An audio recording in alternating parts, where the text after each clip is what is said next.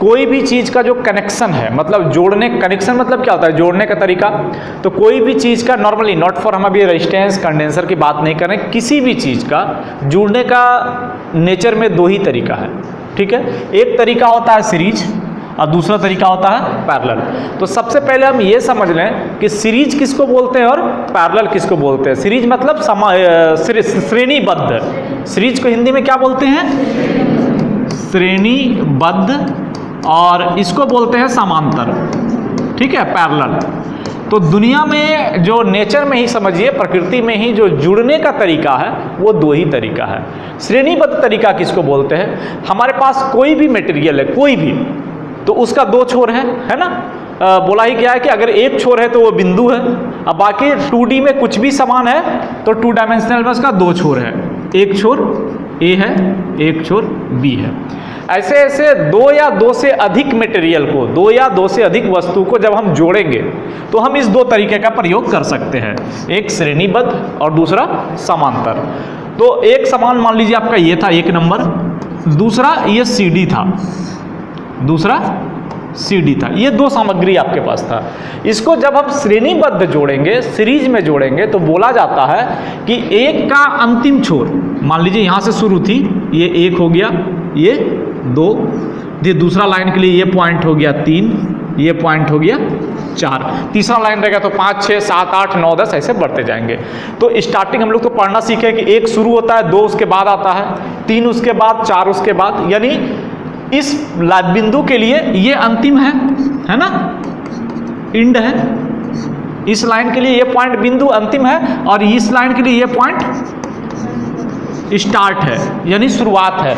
तो कोई भी दो या दो से अधिक वस्तुओं को, अंत और शुरुआत को अगर एक साथ आप जोड़ते चले जाइए तो वो जो श्रृंखला बनेगी वो श्रृंखला क्या कहलाती है, श्रेणीबद्ध। अभी मान लिया इसी को हम जोड़ेंगे, ये जोड़ दिए A, यहाँ पे आ गया B से हम C को जोड़ दिए और ये आ गया D, तीसरा अगर रहा था यहाँ पे हम E को जोड़ दिए, ये आ जाता F। तो ये जो श्रेणी बनेगी 3 का, ये जो जोड़ बनेगा, संयोग बनेगा 3 का, इसको बोलते हैं श्रेणीबद्ध। और जब समांतर की बात आएगी तो सबका शुरुआत और अंत एक ही बिंदु पे जुटेगा, ठीक है। जैसे कि A B,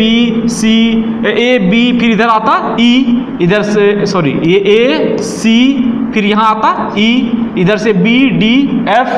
तो जब हम जोड़ेंगे, एक बिंदु ले लिए ये, एक बिंदु ले लिए ये, यहाँ पे ये AB है, यहाँ पे CD है, यहाँ पे EF है। इस तीनों का स्टार्टिंग पॉइंट को एक बिंदु से जोड़ेंगे। कोई दूसरा मटेरियल लेगा, इसी को टेढ़ा करके सीधा करके जो भी हो, एक बिंदु से, और फिर अंतिम पॉइंट को भी एक बिंदु से जोड़ेंगे। अगर इस प्रकार का जुड़ाव हम बनाते हैं तो इसको बोलते हैं समांतर या समांतर। श्रेणीबद्ध ये अंत, शुरुआत और अंत एक जगह पे, अगर शुरुआत सारे पदार्थ का या सारे मटेरियल का एक जगह पे और अंत एक जगह पे करेंगे तो इसको बोलते हैं समांतर। और अगर शुरुआत और अंत एक जगह पे, फिर दूसरे का अंत, तीसरे का शुरुआत एक जगह पे, तो इसको बोलते हैं श्रेणीबद्ध। ये सिंपल सा फंडा है। अब इसमें आप कुछ भी जोड़िए। अब जैसे यहाँ पे अभी हम लोग जो पढ़ेंगे वो रेजिस्टेंस का पढ़ेंगे, तो इस मटेरियल की जगह रेजिस्टेंस जोड़ेंगे।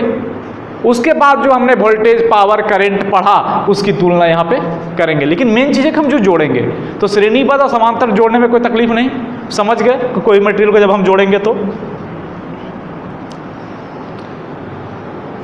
कभी कभी परिभाषाएं भी लिखने दे देती है कि श्रेणीबद्ध जो जोड़ते हैं उसका परिभाषा क्या होगा, समांतर का क्या होगा। तो श्रेणीबद्ध की जब आप परिभाषा लिखेंगे तो क्या लिखता है कि 2 और more resistance are connected in to and consecutively. Consecutively का हिंदी क्या होता है, लगातार। क्या होता है, लगातार। जब इसकी परिभाषा लिखेंगे तो 2 या 2 से अधिक प्रतिरोध एक दूसरे से लगातार जुड़ते जाए, यानी एक प्रतिरोध, दूसरा प्रतिरोध, तीसरा प्रतिरोध, चौथा प्रतिरोध, ये 1 नंबर हो गया, ये 2 नंबर, ये 3 नंबर और ये 4 नंबर, सब अगर आपस में एक लगातार जुड़ते चले जाएगा, 2 और मोर यानी 2 या 2 से अधिक प्रतिरोध इंड टू इंड मतलब छोर के अनुसार या एक दूसरे से छोर के अनुसार लगातार कॉन्सिक्यूटिवली जुड़ते जाएं तो उसको हम लोग क्या बोलते हैं, श्रेणीबद्ध कनेक्शन बोलते हैं। अब आते हैं समांतर में। When two or more resistors are connected between the same point, they are said to be parallel. अगर हम परिभाषा की बात करें तो दो या दो से अधिक प्रतिरोध अगर एक ही पॉइंट पे जुड़े, ये कॉमन पॉइंट है ए और बी, इसी दोनों पॉइंट पे दो या दो से अधिक प्रतिरोध अगर हम जोड़ेंगे तो इसको इस प्रकार के समायोजन को क्या बोलेंगे? समानांतर क्रम, प्रतिरोध का समानांतर क्रम बोलेंगे। जोड़ने का क्रम को समानांतर क्रम बोलते हैं। तो अब जो मेन चीज़ हम लोग को जानना है कि वो जानना है कि समांतर और श्रेणी क्रम में जोड़ने से फायदे क्या क्या होते हैं। सबसे पहली बात, छठा क्लास में लॉ ऑफ कॉम्बिनेशन कौन कौन पढ़े थे? मतलब जोड़ने का साहचर्य नियम। छठा क्लास में मैथ पढ़े थे आप लोग सही से? नहीं, उसमें बहुत सारे, घटाव का साहचर्य नियम, जोड़ का साहचर्य नियम, गुणन का हिंदी में अगर पढ़े होंगे तो ये था। इंग्लिश में बोलता है law of combination, law of addition, law of multiplication, law of subtraction, वो इंग्लिश में है। तो जनरली नियम वो होता है कि जब हम कुछ काम करें और उसका रिजल्ट क्या निकलेगा। तो यहाँ पर सेम चीज़ है कि जब हम सीरीज में जोड़ रहे हैं तो कुछ तो कारण होगा ना, तो किस कारण से जोड़ रहे हैं ये चीज़ पता चलता है। That is the law of combination. जोड़ने का इसको बोलते हैं लॉ ऑफ कॉम्बिनेशन, यानी जोड़ का साहचर्य नियम। जोड़ का साहचर्य नियम ये कहता है कि अगर आप दो या दो से अधिक वस्तुओं को जोड़ेंगे, समझ गए, जोड़ेंगे तो उसका जो रिजल्ट निकलेगा, परिणामी जो रिजल्ट निकलेगा वो उन तीनों से मतलब अधिक होगा। जो परिणामी निकलेगा वो ओरिजिनल से अधिक होगा। जैसे मान सिंपल एग्जांपल में आप समझिए, कोई भी संख्या है 1 2 3 4, आप कितनों लेते जाइए, जोड़ के कुछ भी निकालिए तो जो रिजल्ट आएगा उसमें से ये क्या होगा? किसी एक से अधिक होगा, कम होने की चांसेस नहीं है। 101 में हम कुछ जोड़ेंगे तो वो 101 से अधिक ही होगा, कम नहीं होगा या उसके बराबर नहीं होगा। तो सेम चीज़ यहाँ कहा जाता है कि अगर आप रेजिस्टेंस को सीरीज में जोड़ेंगे तो क्या होगा कि अगर मान लिया जाए आपके पास 3 रेजिस्टेंस हैं, R1, R2, R3, हम कहेंगे नहीं, अभी मान लिया जाए ये भी 1 ओम था, ये 2 ओम था, ये 3 ओम था, सॉरी ये 2 ओम लिखे, अच्छा 6 ही लिख दिए, चलिए चलेगा, जो भी था। 1 ओम था, 6 ओम था, 3 ओम था। अभी हमें ज़रूरत थी, ये कितना हो गया, 6 3 9 और 1 10 ओम। हमारे पास 10 ओम का रेजिस्टेंस, हमको कहीं पे एक सर्किट बनाना था जिसमें 10 ओम रेजिस्टेंस की ज़रूरत थी। तो हमें 10 ओम का रेजिस्टेंस मिल नहीं रहा था, तो क्या करेंगे, बनाना छोड़ देंगे? नहीं, वहाँ पे हम सीरीज कॉम्बिनेशन का प्रयोग कर सकते हैं जिसका रिजल्टेंट इस तीनों का जोड़, अगर हम इक्विवेलेंट इसका हम बनाएं, जो एक रेजिस्टेंस समतुल्य बनेगा, वो समतुल्य रेजिस्टेंस जो R4 होगा या R होगा, दिस इज द 10 ओम। ये बोलता है जोड़ का साहचर्य नियम, लॉ ऑफ एडिशन। ठीक है, जैसे कि इसको हम क्या लिखेंगे सीरीज कॉम्बिनेशन में, यहाँ से लिखा हुआ है R बराबर R1, R2, R3 dot dot dot, जितना भी रेजिस्टेंस देंगे जोड़ के हम समतुल्य प्रतिरोध प्राप्त कर सकते हैं। तो आपको दिया रहेगा कि 4 प्रतिरोध हैं, इतना इतना इतना, इसको श्रेणी क्रम में जोड़ने से समतुल्य प्रतिरोध कितना निकलेगा, सबको जोड़ देंगे। ये तो ठीक है, लेकिन इसके बाद सर्किट में अगर ऐसा हम करते हैं तो क्या अंतर पड़ता है, क्यों करते हैं, ये सबसे इंपॉर्टेंट चीज़ है। अगर आप यहाँ पे आप समझिए कि ये आपके पास एक सर्किट था, सर्किट में हमारे पास पहला ही दिन बताए क्या रहेगा, एक वोल्टेज रहेगा जिसको हम लोग बोलेंगे पोटेंशियल डिफरेंस, बोलेंगे ना। तो अगर हम एक पोटेंशियल डिफरेंस भी दे रहे हैं किसी सर्किट में, तो सर्किट में क्या फ्लो होगा, I करंट फ्लो होगा।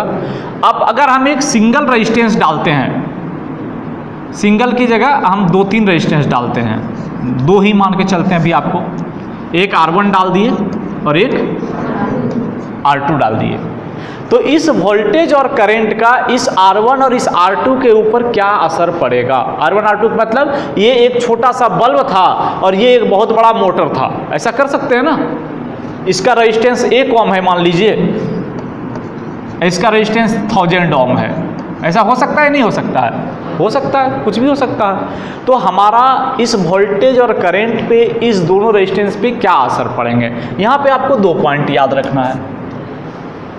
When a number of resistors connected in series are joined the terminal of the battery, then each resistance has a different potential difference. सबसे important चीज भी जो है वो बट जाएगा एंड टोटल तीसरा कहाँ गया, then the same current flow through the each resistance. ये दो चीज हमको दिमाग में रखना है, जो प्रतिरोध श्रेणीबद्ध और समांतर में अलग अलग हो जाते हैं।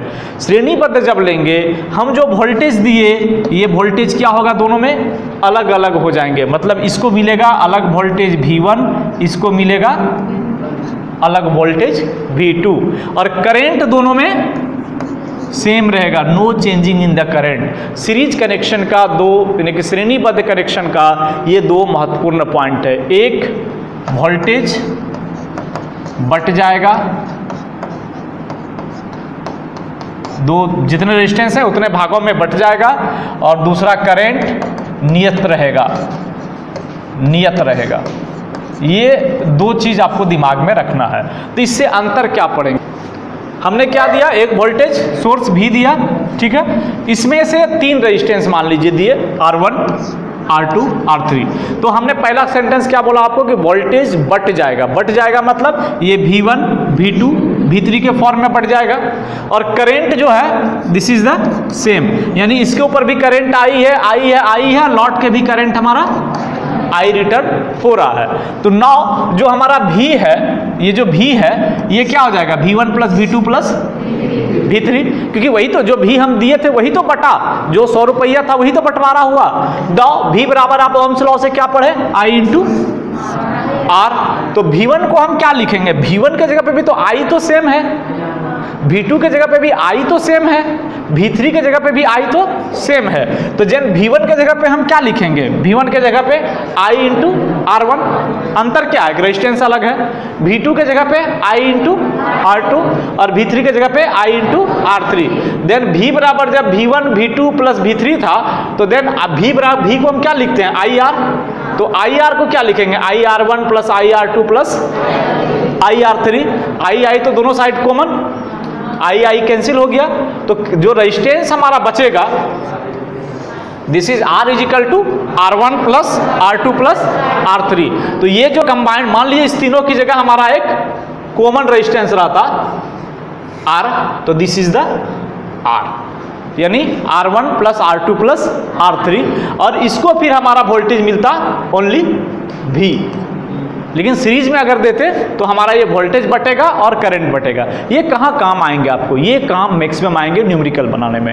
अगर आपने रेजिस्टेंस का न्यूमेरिकल बनाया होगा फिजिक्स से निकाल के, वहाँ आपको दिया रहेगा कि एक वोल्टेज सोर्स हमने V1 इतना दिया, दो रेजिस्टेंस R1, R2 इतने ओम के प्रयोग कर रहे हैं सीरीज कनेक्शन में, तो बताइए दोनों पर करंट यानी विद्युत धारा कितना प्रवाहित होगा।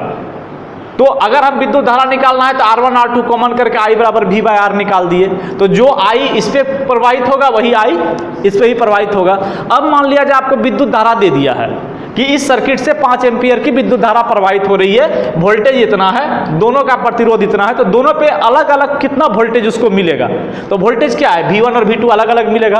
आपको I दे दिया है, R1 दे दिया है, तो V1 बराबर I इंटू R1 हो जाएगा। जिस प्रकार का लोड होगा उतना प्रतिरोध इसको मिलेगा। Then this is the for 100% numerical purpose.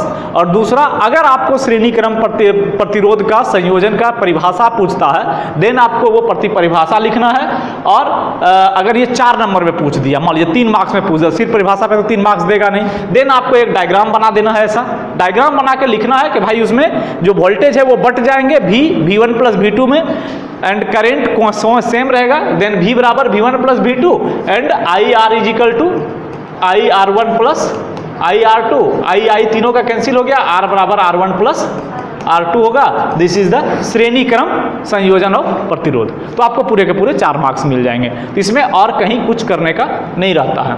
ये सिंपल सी चीज हो गई।